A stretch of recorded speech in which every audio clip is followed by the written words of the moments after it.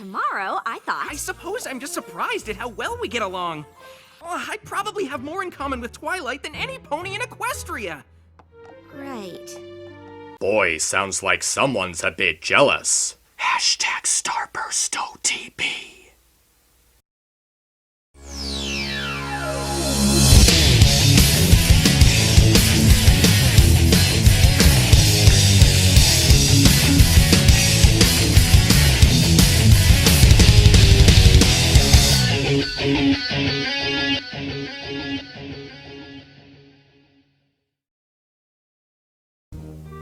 One of the things I wanted more insight on after Season 5 was Starlight's old friendship with Sunburst. Considering that it was supposed to be an important plot point, the staff should have put more time into establishing why it was important to Starlight in the first place. Sunburst would appear in some episodes later on, but never enough that we would get an idea of what it's like. Something that I like about Uncommon Bond is that it feels like the first episode that's putting time into exploring that aspect of Starlight's background, while giving some development to both her and Sunburst. One day in Ponyville, Starlight is excited for a visit from Sunburst, and has a ton of plans to spend time together to make up for when they were separated as kids. But things don't seem to go as planned when Sunburst ends up getting caught up with Twilight, and they end up doing stuff that Starlight isn't interested in. Worried that time apart has caused a rift in their friendship, Starlight tries to connect with Sunburst through several different activities, but they only end with Sunburst spending more time with Starlight's friends, constantly reminding her of the lack of interest they have in common. Could it be that the two have just grown apart and can't connect as friends anymore? This is something that Starlight refuses to believe in.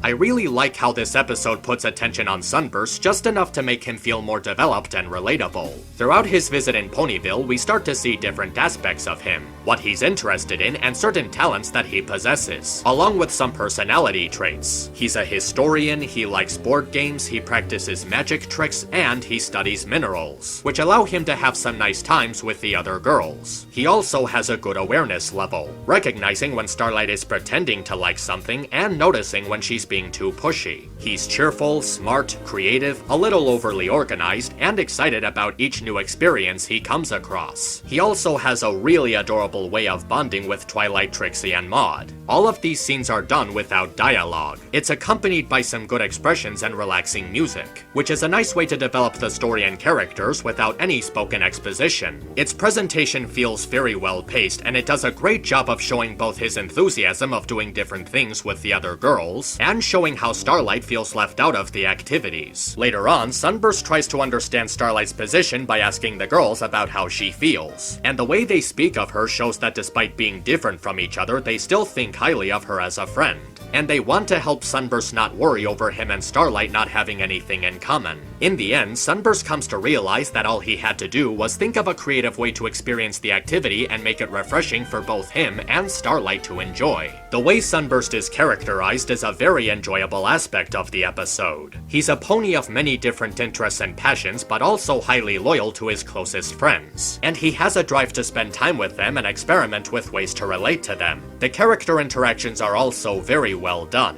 Part of the fun of seeing Sunburst with all of these characters is seeing how their personalities interact with his own. I just really like seeing him working off of Maud's monotone, Trixie's narcissism, and Twilight's nerdiness. And it's nice seeing how he has fun and hangs out with others and makes new friends in his visit. I think what really helps this episode stand out from others of this season is its moral. Not just the moral itself, but how it's told through Starlight's perspective. The fear of growing apart from old friends and how we can engage that fear. The story takes time to emphasize how long they were apart since childhood and how much they changed since then. The two aren't the same as when they were little, and Starlight begins to realize this. And due to having a hard time bonding with Sunburst, she's afraid that she no longer has a meaningful relation with the first friend she ever made. She begins to feel desperate, causing her to make decisions that aren't smart, but still coming from an understandable motivation. The moral also does really good commentary on adapting to change and personal relationships. Starlight keeps thinking back to a time of nostalgia, and shows a desire to relive that nostalgia. She wants to have fun with her friend just like she used to, but can't quite do that since they're clearly not into the same stuff. But Twilight has a talk with her about how it's still possible to connect with Sunburst despite the time apart, and that true friendship is the kind where one simply enjoys each other's company, and not just the activities they engage in. That's a really good piece of advice from Twilight, and its meaning is elevated by her being in the role of a teacher giving advice to their pupil. What's really great about the episode's moral is how it handles not one, but 3 different topics in a way that feels delicate. On top of that, all 3 topics are highly relatable. Just about anyone can relate to the fear of going apart from a close friend, having a hard time adapting to change, and managing our personal relationships into our new lives. Probably the most important part is that Starlight's character is portrayed properly for this situation. She doesn't act overly attached or obsessive, and even when she makes a mistake, she realizes it quickly and doesn't get angry over her anxiety. She handles the situation as an adult, knowing how to be a kid at heart but not have a childish mindset. Some of the episode actually feels like Forever Philly done more properly. Instead of acting selfish like Rarity, Starlight is thinking of more than just herself, and her sense of nostalgia has a much more personal feel to it. Rarity has known Sweetie Belle all her life, but Starlight hasn't seen Sunburst since childhood, and all the way into adulthood. It also makes the difficulty of sharing interests much more understandable because of how the story establishes their time apart. There are some things that don't quite fit, such as the idea of Starlight making up such a complicated spell on the spot. I mean, recreating an atmosphere from your childhood and reverting your age sounds like it would take a lot of studying to come up with. But by the looks of it, she manages to create that spell in as little as an afternoon. Trixie needed a legendary alicorn amulet to pull off the aging spell on its own, so it feels extremely ridiculous that Starlight can do both that and the spell recreating a childhood setting all by herself. Also, it seems pretty reckless of Starlight wanting to break the seal leading to the mirror pool, especially knowing how much damage it could cause. Aside from that, we don't even see if the seal was put back or how anyone is making sure the pool isn't accessed from another cave network.